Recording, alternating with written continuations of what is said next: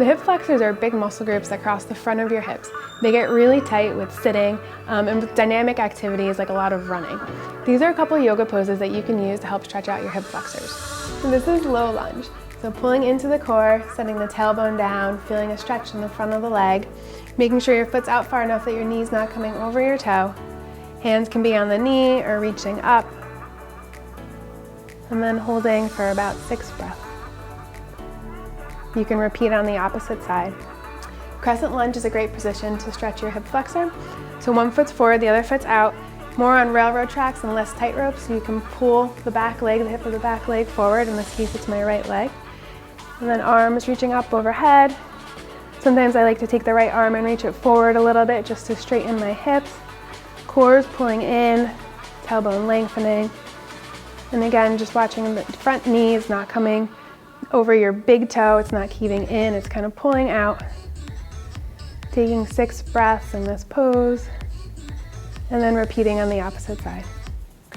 Lizard pose is a great way to open your hips. So starting with the front foot, your knee at 90 degrees, the back leg straight, and then kind of just initially kind of rocking into this pose as feels comfortable. And then you can stay here, or you can come down onto your forearms, holding that position. Try to pull in through the core, keep the hips level. Holding this pose for about 6 breaths. And then repeating on the opposite side.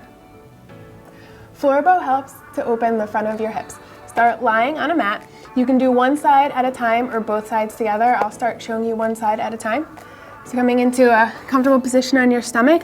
If you're doing one side at a time, left elbow's bent, forehead on the hand, and then reaching back for the outside of the foot. Just pulling the heel towards the glute. Keep the belly pulled in, especially if you have tightness in the front of the thigh. This will help to stabilize your lower back.